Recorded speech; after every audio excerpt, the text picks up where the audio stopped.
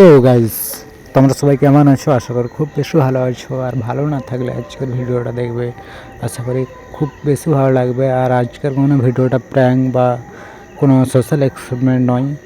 আজকের ভিডিওটা আছে ব্লগ।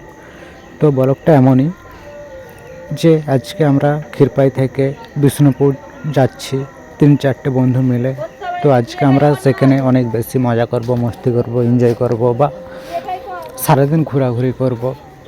তো গাইজ, তোমরা দেখতেই পাবে যে ক্ষীরপাই থেকে বিষ্ণুপুর যায় কোন দিকে বা কোন রাস্তায় বা কোন দিকে গেলে শর্টকাট হবে বা কোন দিকে গেলে পুলিশে ঘিরবে না, বা বাইকে যেতে বেশি ভালো লাগে কি বাসে যেতে বেশি ভালো লাগে।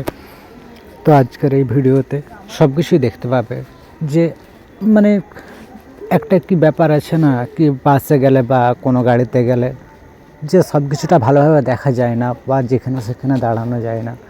তো আমরা চলে গেছিলাম আজকে, সেই কারণে বাইক নিয়ে 4-5জন মিলে বন্ধুরা চলে গেছিলাম। কেন গেছিলাম বাইকে?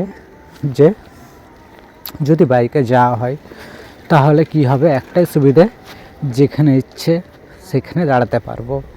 তো এইভাবে বাইক নিয়ে গেছিলাম। তো বাইক নিয়ে যেতে যেতে দেখি কোথাও পুলিশে ঘিরছে। তো যাবার সময় একবার পুলিশে ঘিরছিল, তো ভালো কোনো কারণবশত আমাদেরকে ঘিরে নিয়ে আমরা চলে গেছিলাম। তখন 4 চাকায় ঘিরছিল ধান কাটার গাড়িগুলোকে। আর আসার সময় যখন আসছি দেখছি এক জায়গা তো বাবা দূরের কথা, পরপর এক হাত ছাড়াই পুলিশে ঘিরছে। তো আমার মনে হয় তো যারা বাইক নিয়ে যাবে, বাইকের ফুল কাগজ বা হেলমেট সব কিছুই, গাড়ির লাইসেন্স থাকাটা খুব দরকার। নয়তো এক জায়গা নয়, 4-5 জায়গায় পুলিশে ঘিরবেই।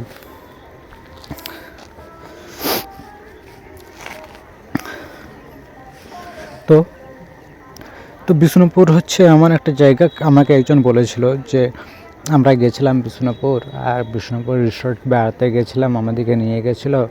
তো বিষ্ণুপুরটা ভালো লাগে। তো আমি সেই কারণে ভাবলাম আমি যাই বিষ্ণুপুর। তো বিষ্ণুপুরটা যদি এতটাই ভালো লাগে, চলো তাহলে যেয়ে ঘুরেই আসা যাক। আর ভাই দেখো, কোনো জায়গায় যেতে গেলে আগে সেই জায়গাটাকে চিনতে হয়, বাট আমরা সেই জায়গাটাকে ঠিকঠাকভাবে জানিও না।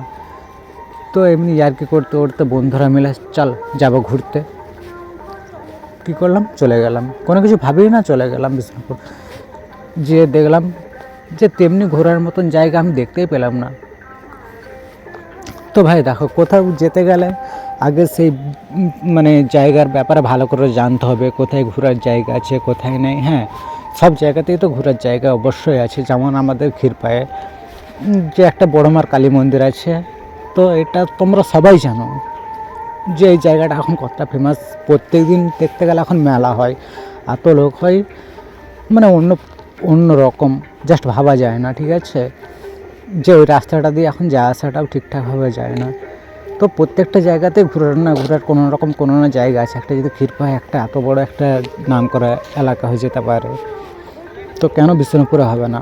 অবশ্যই সব কিছু আছে। তো কোনো জায়গাটা যাওয়ার আগে, বিশেষ করে যদি বন্ধুরা যাও, লোকেশান না জানলে আগে লোকেশান জানতে হবে, তারপর বেরোনোটা খুব দরকার। তো আমরা চলে গিয়েছিলাম, তো বাট আমরা লোকেশানটা খুঁজে পাচ্ছিলাম না যে কোন দিকে যাব। ওখানে দেখো, একটা তো রাস্তা নয়, একটা বিষ্ণুপুর মানে হচ্ছে একটা শহর গাইস, ঠিক আছে? তো বিষ্ণুপুর খুব বড় একটা এলাকা আছে, জায়গা আছে, আর জায়গাও আছে খুব সুন্দর সুন্দর আছে। আমরা গেছিলাম বিষ্ণুপুর যে হসপিটালের আশেপাশের মধ্যেই যেতে পেরেছিলাম, তার বেশি আর রাস্তা বুঝতে পারিনি আর যেতেও পারিনি, কারণ এমনি শীতকাল এখন। তো বাইকে যাচ্ছি, কত ঠান্ডা লাগছে, এই ঠান্ডার সময় বুঝতেই পারছো, কেউ জ্যাকেট নিয়ে যায়নি। তো গেছি, যাওয়ার সময় তো খুব ভালোই লাগছিল। যখন আসছিলাম আর ঠিকঠাকভাবে আসতে পারছিলাম না, তখন মনে হচ্ছে আমার ঠান্ডায় গা হাত পাগুলো থরথর করছে, কাঁপছে গাইজ। তো গাড়ি চালাতে পারছিলাম না, এতই কষ্ট হচ্ছিলো। তো ঠান্ডাকালে যদি কেউ কোথাও ঘুরতে যাও, তো একটা জিনিস জানবে, কেউ স্টাইল তো মারাবেই, যাবার সময় মারিয়ে দিলে, কিন্তু আসবার সময় কী করবে? তো আশা করি সঙ্গে করে জ্যাকেটটা বা টুপি সোয়েটার যার যেটা আছে সেটা নিয়ে যাবে। একটা কথাই আছে জানো তো গাইস, যে বর্ষাকালের ছাতা আর শীতকালের কাঁথা, এই দুটো জিনিসই খুব প্রয়োজন। হ্যাঁ গাইস, সত্যি এই দুটো জিনিস খুব প্রয়োজন আছে। তো তোমাদের কি করতে হবে, এই বর্ষাকালে ছাতা নিয়ে যেতে হবে, শীতকালের কাঁথাকে নিয়ে যেতেই হবে, ঠিক আছে? নয়তো অনেক প্রবলেম আসতে পারে, কারণ একটা বাইরে ঘুরতে যাওয়া মানে অনেক অনেক প্রবলেম হয়।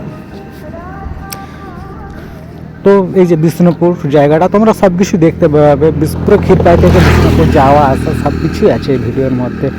তো জায়গাটা তোমাদের কেমন লাগবে তোমরা কমেন্ট করে বলবে, বা তোমাদের কেমন ধরনের ভিডিও দেখতে ভালো লাগে সেইটাও কমেন্ট করে বলবে, আর আমি চেষ্টা করব তোমাদের কমেন্ট রাখার জন্য। তো গাইস ভিডিওটা দেখো, এখানে সব কিছুই পাবে, সব রকম ভিডিও থাকবে এই চ্যানেলের মধ্যে, ঠিক আছে? যে শুধু প্র্যাঙ্ক থাকবে না, শুধু ফানি ভিডিও থাকবে না, প্র্যাঙ্ক থাকবে, ফানি ভিডিও থাকবে, সোশ্যাল এক্সপেরিমেন্ট থাকবে, ব্লগ থাকবে, সব রকম ভিডিও থাকবে গাইস তোমাদের জন্য। তোমরা যেমন যেমন ভিডিও পছন্দ করবে কমেন্ট করবে যে ভাই এমন ভিডিও চাই, তো আমি চেষ্টা করব তোমাদেরকে ওই সব ভিডিও দেওয়ার জন্য, কারণ তোমাদের জন্যই এত কিছু গাইস। তো তোমরা কমেন্ট করবে, অবশ্যই করতে পারো, কারণ তোমরা ছাড়া কিছুই নয়, তোমাদের সাপোর্ট তোমাদের ভালোবাসা থাকলেই আর কিছু চাই না গাইস। তো